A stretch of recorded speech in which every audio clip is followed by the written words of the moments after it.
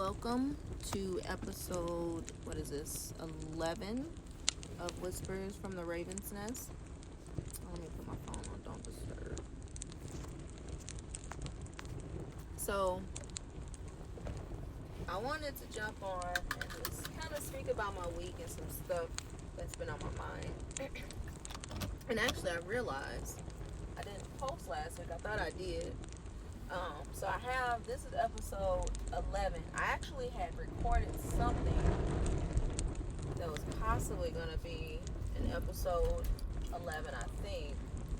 But I think it ended up getting mixed in with some other stuff. So I don't even remember what it was about. So I'm not going to post that.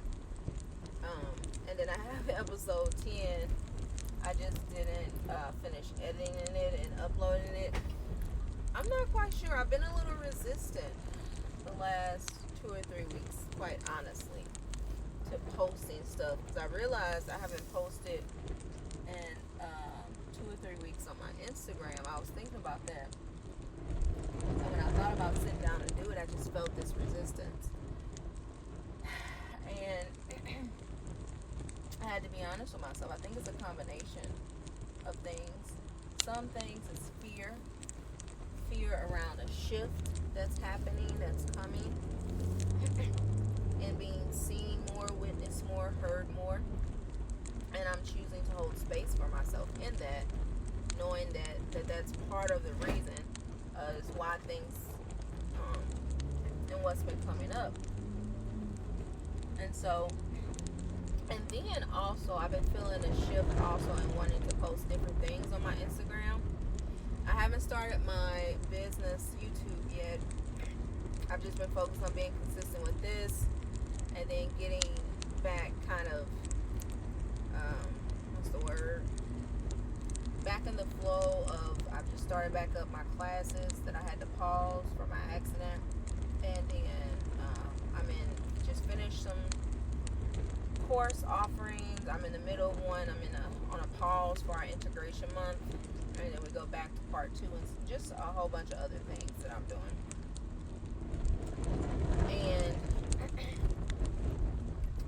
And also, I'm kind of at a place of really honoring myself. Like, yeah, what needs to be said, witnessed, seen, or worked through, released, transmuted. And part of it, like I said, is there's a resistance and fear of persecution from the visibility. And it might go away in this lifetime for me, it may not. It might just, as I shift, as I continue to show up more, it's just a new level of it might come up, and it's like, okay, I recognize this, but we're making a decision not to let this stop me from continuing to be consistent. Because once you get to, you can always step back, true. And I think for me, it's like, once in my mind, once I get to a certain level, it's important to still continue to be seen, even when I want to resist. And I'm not at that level yet, and in a sense I am, in some ways, at least at the beginning stages. So it's important for me to honor, like, okay, how can I move forward? And even sometimes if I do need to take a quick step back, do that in a way where I'm not just completely disappearing. And so, I'm going to post, so my episode 10 and 11 pretty much are going to be probably close to each other. I might post them back to back, or I might push this one out a week after, because I'll work on editing my episode 10 today or tomorrow, before I go back to work, and post that right away. And then we'll see about this episode. I might post it right away, I might wait. And it's funny, I don't see it, but I feel the energy of a rainbow. Well, I see it with my spiritual eye, I guess is a better way of saying it. I don't see it with my physical eye. I feel like for me, there's an energy, rainbows is blessings and miracles. I think I'm going straight. Let me get over and see. There's an energy with rainbows. For me, it signifies blessings and miracles. And So when I see them, that's why I say thank you for that. Okay, yeah, I'm going straight. Okay, cool. And lately I've been seeing them on and off. I saw one in class, not this week, but the week before. It was a double rainbow. And then I saw another double rainbow about a week before that. And sometimes is the sunlight, how it catches our window, it creates a little bit of a rainbow effect. Not all the time, but I've been feeling it. And then some days, like now as I'm driving, I see a rainbow with my third eye. I see it in the spiritual realm. So sometimes I get the frequency of a rainbow even when I can't physically feel it. Or physically see it, I mean. And that's how I'm feeling it. I'm seeing it all around me in the sky as I'm driving. And so I say thank you. Thank you for that. So I wanted to acknowledge that. And I've been feeling a shift, like I was about to say, around what to post. Not just on getting started with the YouTube, but also on my IG. I've been doing a lot of posts for rituals and stuff where it's like written posts versus videos of me or hearing me talk. I did one recently, and I've been shifting into me being on camera more, or at least my voice being heard more, or seeing me do things, like actually seeing me doing the rituals versus just me posting about how to do certain rituals. So that's a shift I feel. So I'm going to honor that and see what comes up. And I don't have I can't say I don't have a resistance to being on camera. I do, and sometimes I don't. But I've been feeling a really big one coming up lately around me being on camera. So that's something that I'm working through and working with. And part of it is actually just doing it. And not worrying about necessarily having to be perfect or come off a certain way or be judged or criticized, but just allow it to be. And placing more focus on the actual purpose and intention and value that I'm offering versus how I'm showing up. Now, to a degree, yes, it is important to, I feel, make sure you're in a good headspace, you're decent, like, not looking like really crazy and out there, so to speak, and also making sure, though, that does not stop you from getting the message, the support, the value, the gifts that you're channeling through out there, because even if it just touches one person, you have created a ripple effect, because that person is going to affect someone, whether it's now or later in their life, because of something that you helped support them through, when in actuality it was just you being a good steward of the energy and gifts that Spirit has given you, and you've allowed yourself to show up and be witness to that and to channel it without letting your ego block you and stop you. And as I'm saying this, it's coming through, and it's also me saying this to myself. It's Spirit saying this to me. So yes, but the main thing that I was going to initially touch on was kind of some stuff that I've been working through this week. So this week in class, we talked about communication styles, and we talked about, and this is in reference to us and our learning, and in general, like, of course, there are probably more ones when you look at other type of mythologies and systems, but for what we were talking about, the four main styles was a director, an expressor, a harmonizer, and a thinker. And it's basically on a cross type scale. And towards the top, which are people that may be a little bit more aggressive, a little bit more direct, is the director and the expressor.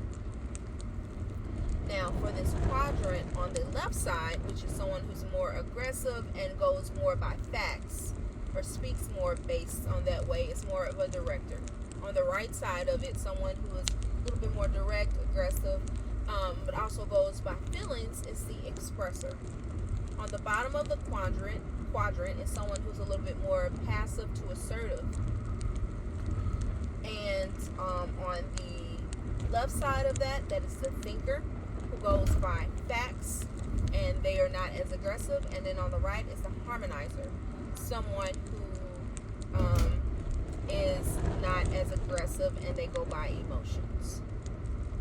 And so for me, we did this little test, and for me, I had more harmonizer energy than all of them, at least. And it was only like 5 or 6 questions, so it wasn't a lot. But I had some energy from all of them, which I already knew that depending on the situation, I tap into whatever style of communication or talking that I'm doing. But for me, I had more harmonizer energy. And it was surprising because we put ourselves in a group, and it was more harmonizers than anyone in the group. It was like 6 or 7 of us, and then the rest had like 4 or 3 people to a group. And I just made the wrong turn. I have no clue where the street is going. Let me turn around. Oh, I know what I did. I didn't go far enough yet. Okay. So, and I was thinking about that because I've thought about it before. We talked about this before because I got to this point in class before I had to take my pause earlier this year. But I don't know, it hit differently this time. And it's funny how things come through. You hear it multiple times, you learn it, but sometimes it just hits differently, or in a way that it was needed. Turn it around. To hit. And for me, it came through for multiple reasons. Just like I had I'm chatting with a couple ladies in my group that we were originally in the original group of classmates I was in for my training before I had paused to continue with this second group after us, that started after us. We're in a little WhatsApp group together, and we did a event for one of my coworkers where we volunteered. I think I mentioned this before. We volunteered on her Galentine's Day event, and like I made some rose and cacao tea, and we passed out tea and flowers and stuff. So we're in a group together because we're trying to see about doing different stuff around the community, like giving out hugs and just other stuff. And so she said something, and I've heard it before multiple times, but it hit differently. We were talking about the 4th of July, and I don't really celebrate it anymore, but I was thinking of the word for it. And but I mean, I do love to see the fireworks. I do kind of like the energy of it. You know, if I'm off, I'm going to be off, like as far as from work and everything. And so I just say to people, because I don't really celebrate too many holidays anymore, happy holidays if you celebrate it. And I just leave it like that, because you know, some people don't, some people do. And she was like, well, thank you. She was like, I don't celebrate it, but I do observe it. And for some reason, even though I've heard it multiple times, it hit differently that time when she said it. I was like, that's what I've been looking for. I don't celebrate a lot of stuff anymore, but I do observe it. Like, I felt a frequency when she said it that time. And so, and that's what it needs. Sometimes things hit differently for various reasons. So this time, this lesson hit differently. For one, because I was working through something with communication this particular week. And it was just some realizations about myself that, and I knew this about myself, it's things that I'm working through. And that sometimes, yeah, because a harmonizer is like the peacekeeper. They just want it to be peace and love and everybody to get along, which is great. And sometimes, though, you might not always honor your needs or your boundaries or speak up or blah, blah, blah. Or sometimes I'm not going to say you're too compassionate, but sometimes the emotions get in the way of what needs to be done. And when I say that, I say from the aspect of even me posting, resisting posting, to also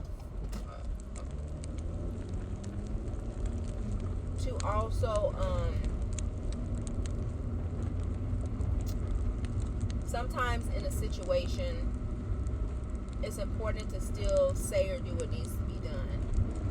And so, what is going on over here? That's like a big traffic jam.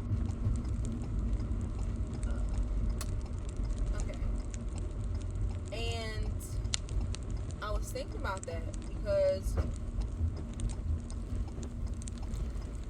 it's great to desire for everybody to have peace and love and all of that together.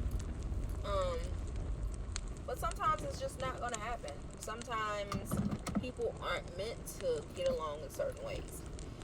And when I say, I'm not even going to say not meant. Sometimes with the places that people are at with their frequencies and mindsets and where, it's just not possible without some type of shift and realization. And that's okay because we're all on our own journeys. And so, yeah, there's that. And I know sometimes for me, I feel like I could speak up more. I could be more direct about things. And other times, I'm like, okay, it's fine. Sometimes I don't have a problem stepping into that director energy or that expressor or thinker energy. Well, I'm always thinking, I'm always observing.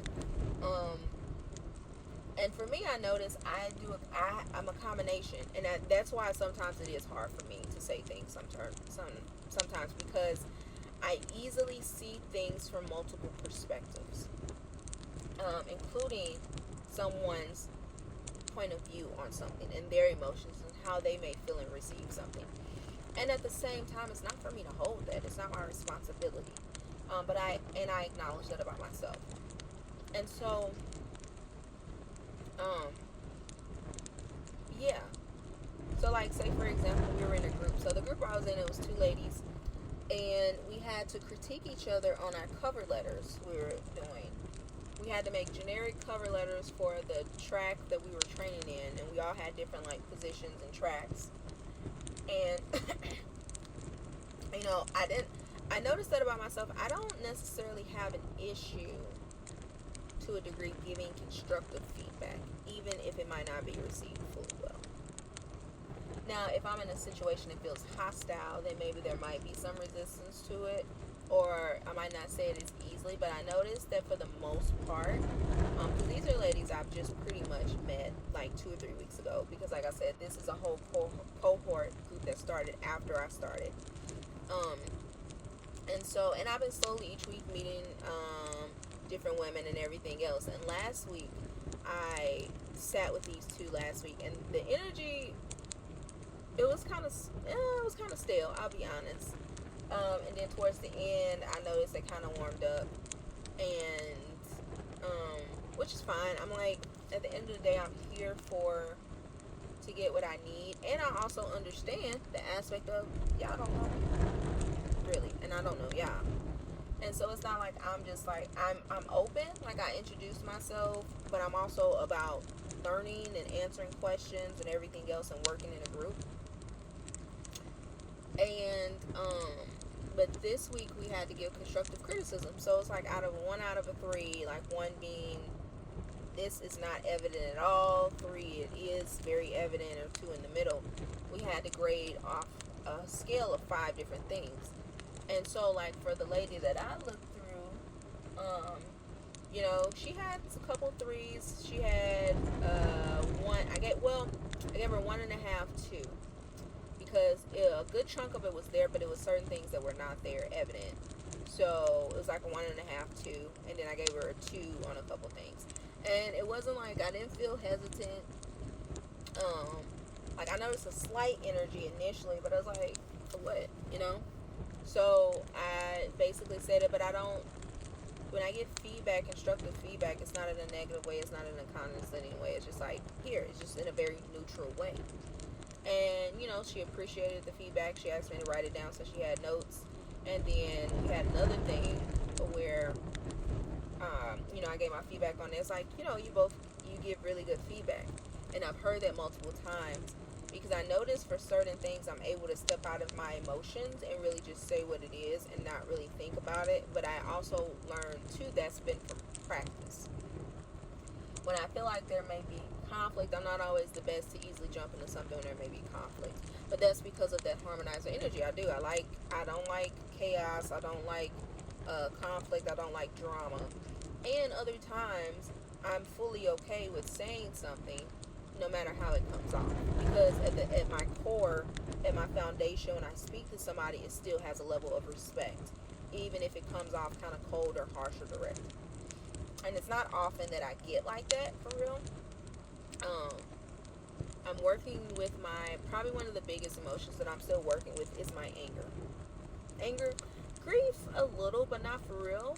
I mean, obviously, I'm always working with all of them, even joy and all of that, but I would probably say anger, just because of the examples of it that I saw or how I perceived it as a child, and I didn't want to come off like that. So I've been slowly working on being more okay with expressing my anger, and not in a negative way, because you can express anger in a very healthy way, or channel it to just speak your needs and your boundaries. And so sometimes for me, I don't immediately speak when I get very angry, because the way I just don't, because the way I think sometimes is very aggressive, and that's just the truth. I have a part of me that's very soft and gentle and nurturing, but then I also have a part of me that's very fierce and direct and like, look, I don't feel like dealing with this bullshit. And that's just always been me, and that's always there. So I'm very aware of sometimes how something can come off if I am energetically charged. So a lot of times when I'm angry, I take a second to really work through the charge of the energy. And at the same time, I'm at the point in my life now where my intention is to be able to really work on being able to speak in the moment when I'm angry and channel it in a healthy, grounded way. So it's this and that. A lot of times, the years up until recently, it's really been like, okay, let me take my time, because I know how my thoughts can be, and I don't want to come off or feel like I regret something or have to apologize, and just let it be. And now lately I've been moving into the energy of, I'm slowly working on being able to say things in the moment and be okay with it, because I don't desire to always need to hold on or come back to it later, because I'm not able to hold that charge or energy or channel it really in a healthy, grounded way. So I can speak it, but it might not be in a way that I choose to in a healthy way. And sometimes you got to have a little, when you learn to try to find balance and neutrality in things, sometimes you go to one other end of the spectrum. If you've been on one end, sometimes you go to the other, and there's a balance you have to figure out. And I understand it, and I also don't want to project or spew onto people as I'm learning that balance. So I'd rather, like, if I need to do some anger work, like some people do, like hitting a pillow or throwing things. One thing I saw recently I really liked, I have not tried yet, but it was a lady, she took ice cubes and she threw it in her bathroom, like the wall in the inside of the tub, and she just threw it very angrily as a way to really get that energy out. I was like, that's actually a very great idea. Some people break plates and other stuff. Some people, like, I dance sometimes, I'll channel, I'll chant, and I'll journal. And this is not outside of me speak. These are things that I might do outside of actually speaking it, as far as like before or after, to work through the energy that came up. And of course, things to actually nurture and nourish my nervous system, because that's a big thing.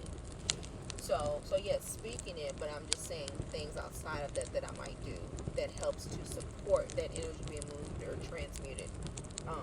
So yeah. So anyway, I thought about that, and I was like, okay. And it's not necessarily I feel like I need to change per se. I am working on some levels of self-acceptance and love. I feel like I'm higher up on the scale than I feel like I am. And at the same time, I desire to continue to improve. And it's not so much now as if there's something wrong with me.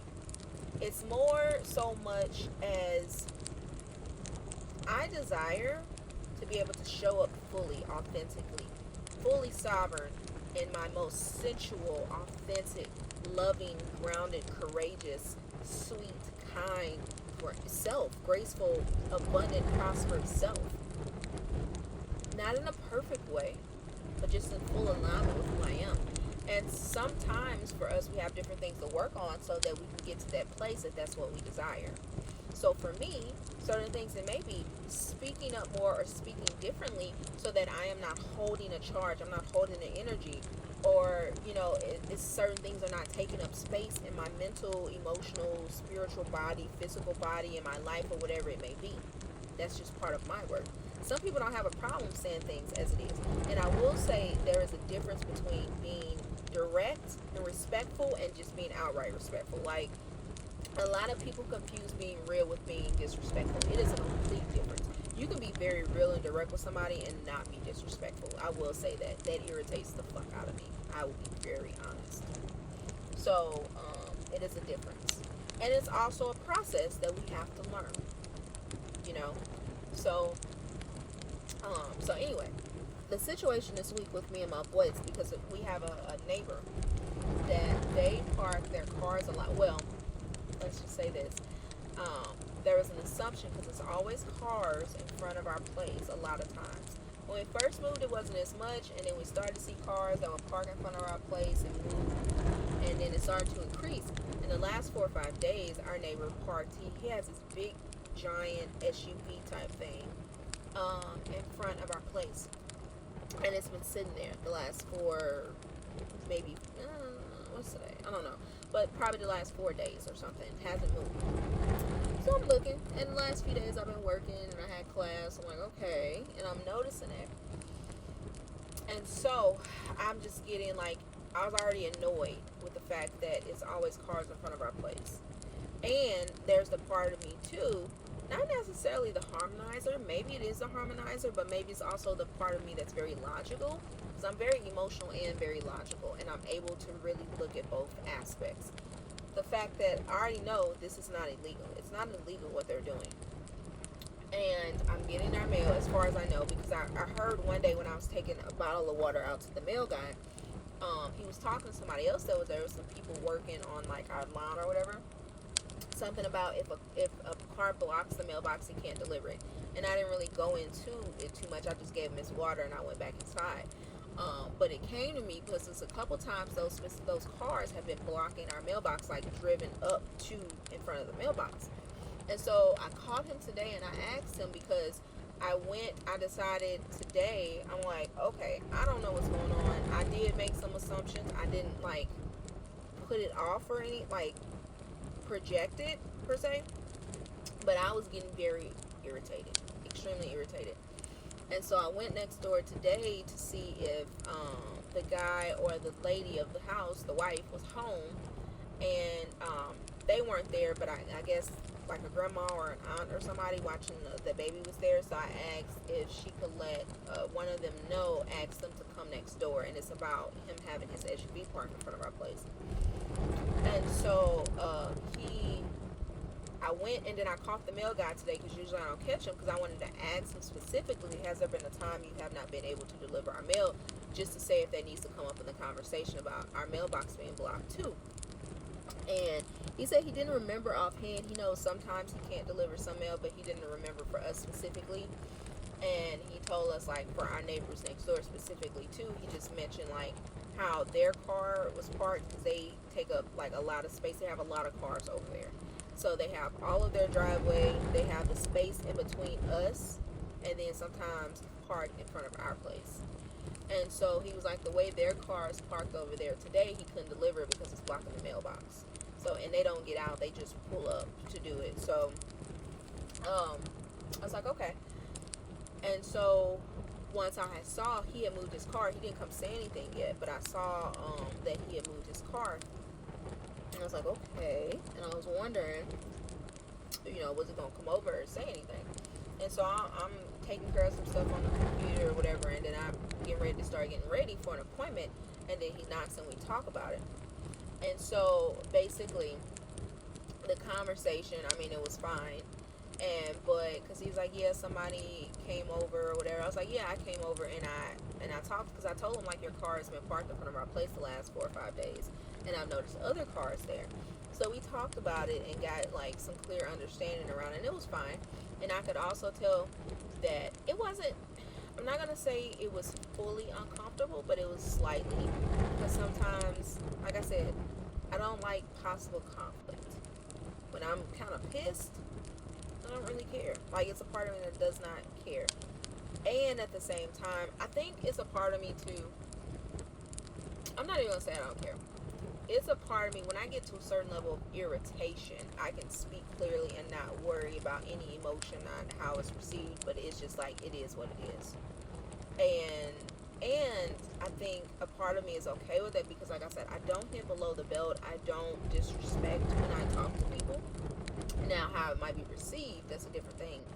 But I've been very intentional since I was younger to not say things that hit below the belt. So that's like kind of in me. I don't do or say stuff that I feel like is going to throw something in somebody's face, throw something back in somebody's face, you know? So, we talked and got some understanding, and I apologized about an assumption that I made, and then he basically tried to explain the situation, and it was funny because my family, they weren't there, but they were listening because we had a Ring camera. And they jumped in the conversation because he was a little amped when he was talking. He wasn't, like, disrespectful or anything. It was amped in a way you can tell somebody's uncomfortable, so they're just trying to get it out. So they sound a little kind of, like, amped when they're talking. Like, I could tell. I could pick up on his energy. And so I didn't take it any type of way. So they jumped in. It was like, is there an issue? I was like, everything is fine. Or whatever. And for me, I don't know. It's just interesting. Like, I can take certain energy. I can have a conversation with somebody. Now, if somebody's being disrespectful or very aggressive, then that's a little different. And I can still have a conversation, but my tone might change a little bit. I'm not going to get extremely outright. Well, I'm not going to say that. Let's not say that. Because that is very possible. But for the most part, I can sit up and have a conversation with somebody, and if whether they're annoyed or angry or whatever the case may be is, and not have an overreaction. And I say that that's subjective because it really depends. It's easy for me to stay calm. Matter of fact, that's a good way to say it. It's easy for me to stay calm, even if I can feel a charge in my body, even if I can feel nerves. It's still easier for me to stay grounded and calm. And that's honestly from years of not showing my emotion, even when I felt stuff. So it's changed from a wound to a gift for me. Even though, of course, I'm not perfect in it, or I'm still working through it. So, because like I told him, like, it's always cars and everything else, and he explained to me that it's actually some kids, because we assumed that it was theirs because they have a lot of cars already. They do have, I'm always seeing, like, teenage boys over there next door, and it's usually teenage boys that's always coming, and from the camera, you can tell that when they pull up, they go right, like, towards that way next door. So, he was like, no, that's from some other kids, and he was explaining some stuff to me, which that may or may not be true, honestly. And then, I don't remember what, but I was like, I appreciate you coming over here to talk to me. But yeah, he was explaining why he had his car there and everything else, which, granted, honestly, it wasn't really a valid reason why he couldn't have just had it parked over there, because he's never had his car in front of our place. And this has been a thing, and I feel like there are certain reasons for it. I'm not going to really get into that on this, but yeah.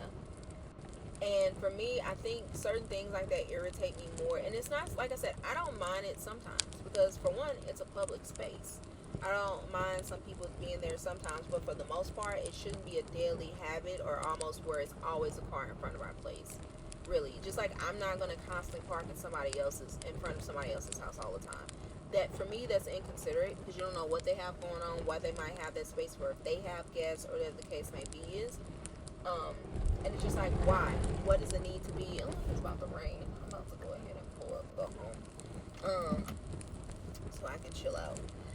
But unless there's a valid reason, and see, this is my thing, and this is just how I would approach it.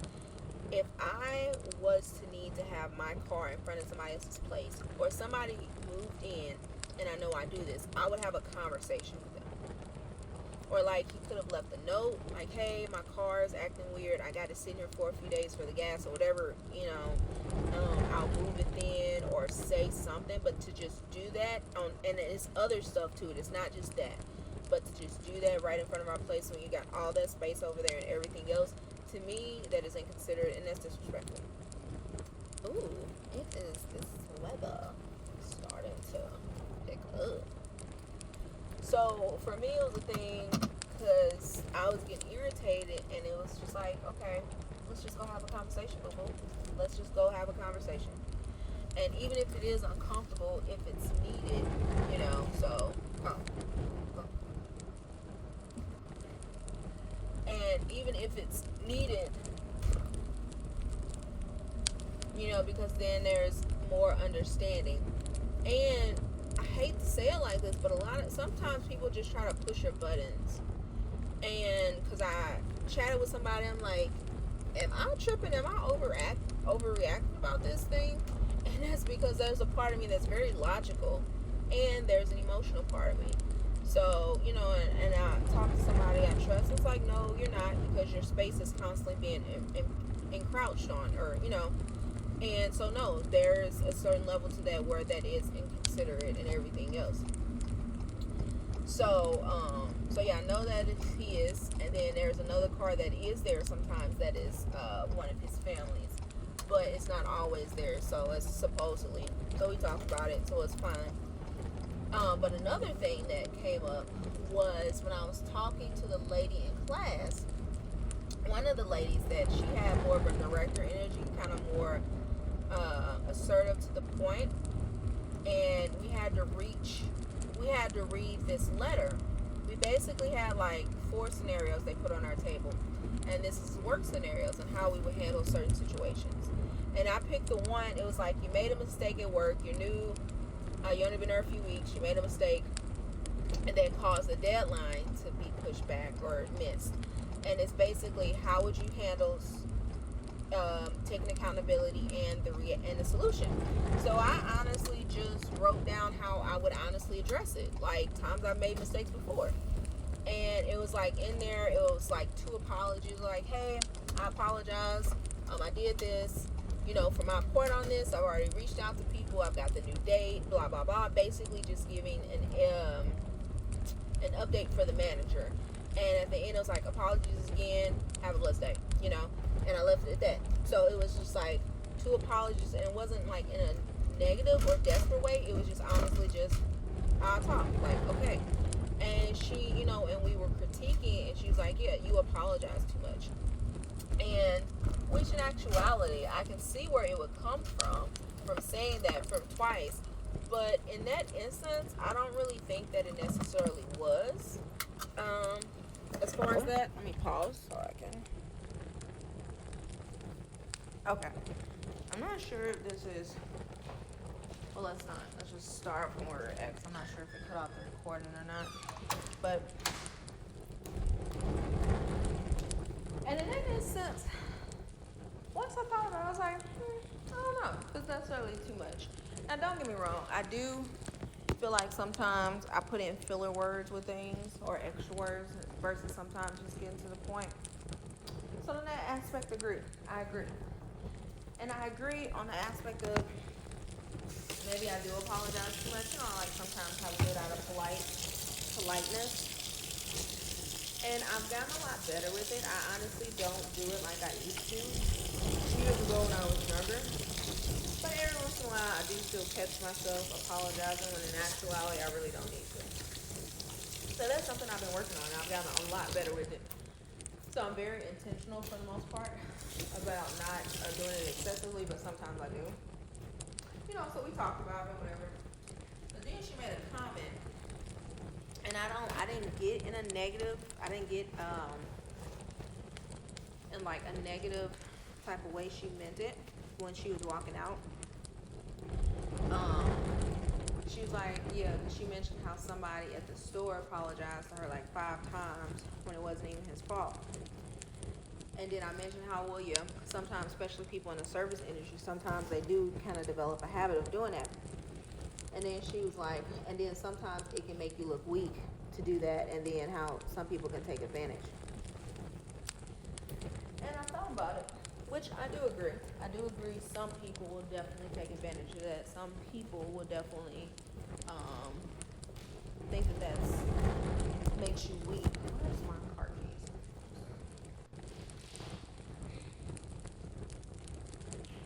One second. I'm looking for car keys on this door. Really quick. I don't know what I did with it. I do agree. And actually, that kind of hit on something for me, an old wound, because I used to feel, growing up, especially because I didn't feel safe to show emotions, because what had happened, that was a form of vulnerability and it made you weak. Um, and then over the years, I learned to be okay with my emotions more, as far as if I was crying or if I felt sad, if I needed to express, if I feel hurt. And I'm still working on that to a certain level. That's okay.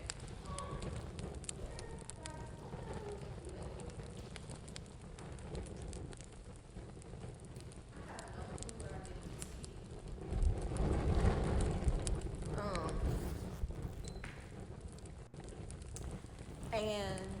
and at the same time, I also feel like at the end of the day, that's something that a person needs to work on themselves. Like, don't get me wrong. Let's be very honest. In this world, where people, like, a lot of people do like to take, naturally, out of a sense of survival, and because they don't know another way, because they feel like they had to constantly take to survive and do what they need. So some people have that as a default setting, to just take. And I also feel like that needs to be looked at. Why do you need to default to trying to take? Why is it that you default to seeing people as weak or easy to manipulate? And then not only that, you choose to. For you, Grandma.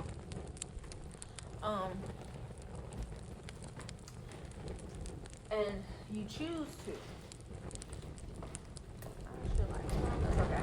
Just the intention. I just put a shake on my altar for my grandma.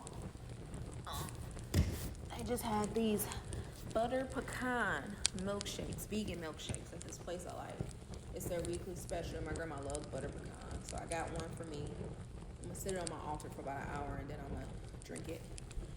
It's like we're sharing it. And so yeah, it's like, why do you feel the need? And even if you do see somebody as weak for that, why do you feel the need to take advantage? Why can't you either try to help support and lift them up, or leave them the hell alone?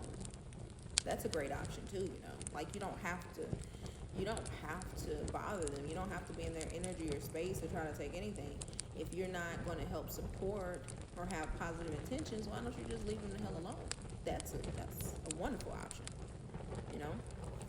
And so I think that's something to think about too. And I'm also realistic about the fact that it's in our nature to a degree to kind of take advantage and manipulate. And I say that in a sense of, if you look at parents and children, how sometimes children or even parents will do is say certain things that they know will kind of get the other person to do something or say something and act a certain way because they've learned their habits. It's not always out of spite. It's not always with a really negative intention.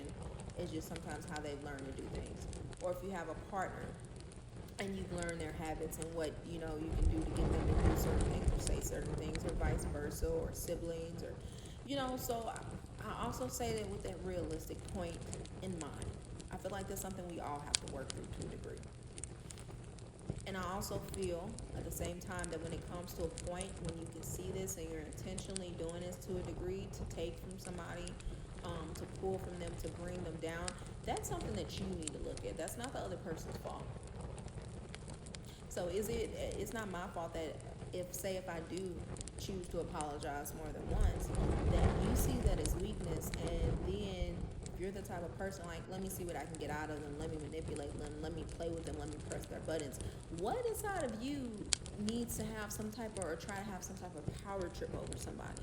What part of you feels so inadequate or so incomplete and not whole and fulfilled and satisfied and nourished and safe that you need to do that to another person, that you need to project that instead of looking at yourself?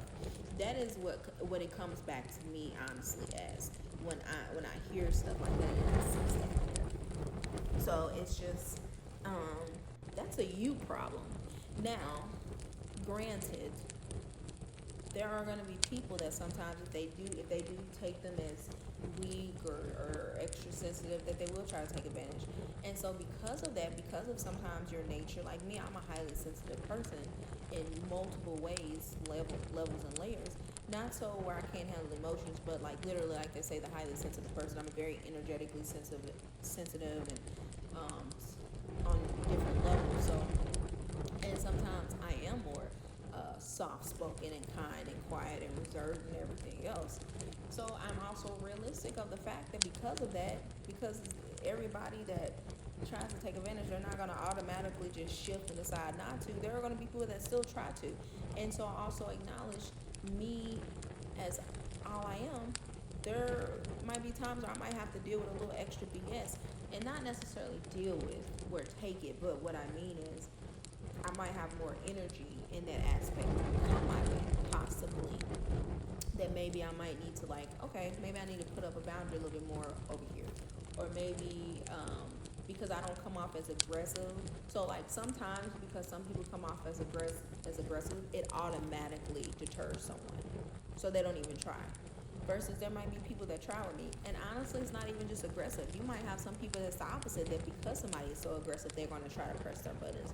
Versus somebody who's more to themselves, more chill, more quiet. They're not going to press them for various reasons. So I also say that. So there's that realization of that. And I'm like, you know what, at the end of the day, if that's what it is, that's what it is. I'm not going to change who I am. I like I like who I am. I love who I am. I'm so curious, and I can be very goofy and sensual and just kind of a little chaotic sometimes and creative in my own creative mess, and that's okay too.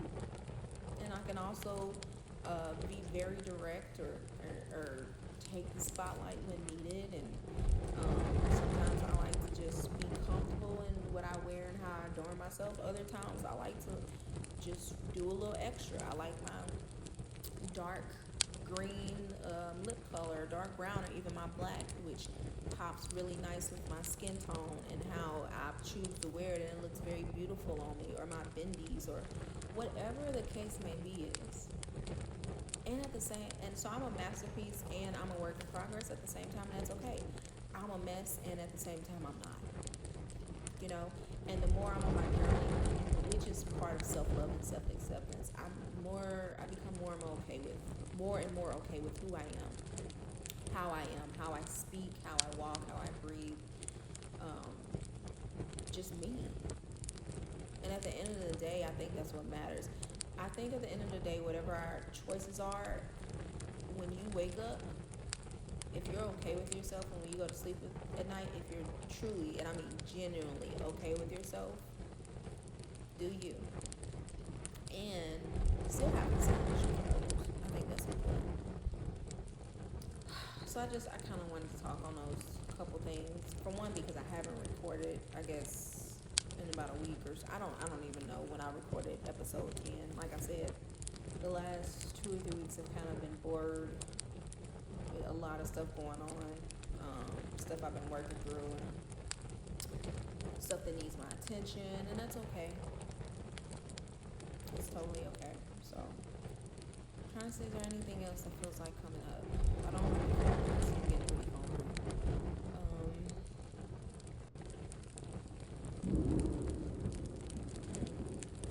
Yep, I figured it was gonna rain. Like that. No. You know what? I did have a thought today, though. I'm grateful to have, like, I love my mom, but my mom can be kind of overprotective and very smothering, and that's just the truth. She's always kind of been like that with me. And at the same time, I'm very grateful for her. And at the same time, I was thinking today for something, and it does annoy me when she jumps in certain things to try to take care of it and everything else. And I'm also grateful to have someone physically in this realm that I know has my back. I can't say that about a lot of people physically right now. Spiritually, yeah. But physically, I don't honestly, truly feel like that, if I'm being very honest. And I know it's people that I would have their back in the ways that I can, and but I can't say the same. Like there was a couple of people that I feel like for the most part within their capacity has my back, truly, genuinely cares about me in this life. And I know there are people that care about me, maybe not to like the level that I'm saying. Like yeah, they wish me well, blah blah blah, and all of that. Maybe great to maybe enjoy being in my space and my company, when we interact and stuff. But like genuinely has my back, genuinely cares for me, and that I know that. No. And at the same time, that's okay because I see myself building those connections more. I feel it. It's coming in more. The more I genuinely accept myself more, love myself more, let myself be seen and fully be me more, the more those people will come into my life. You know?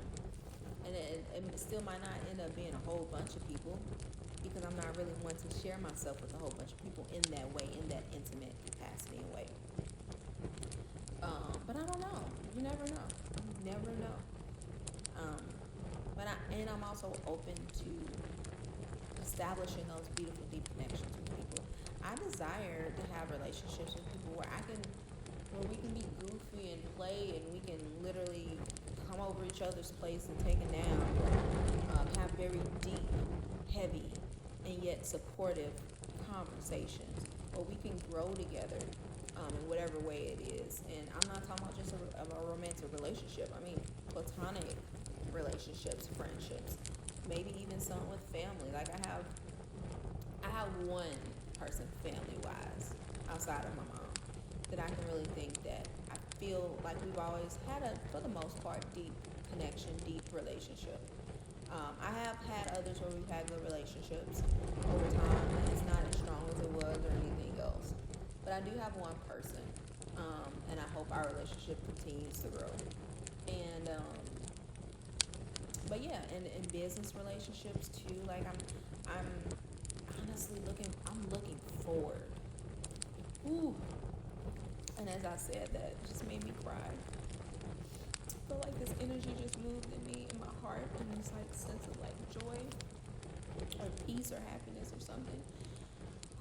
I am looking forward to those connections in this life. I'm looking forward to seeing those people, to connecting with those people that we already have a bond. We just have not had it. We just haven't had a chance to experience it physically yet.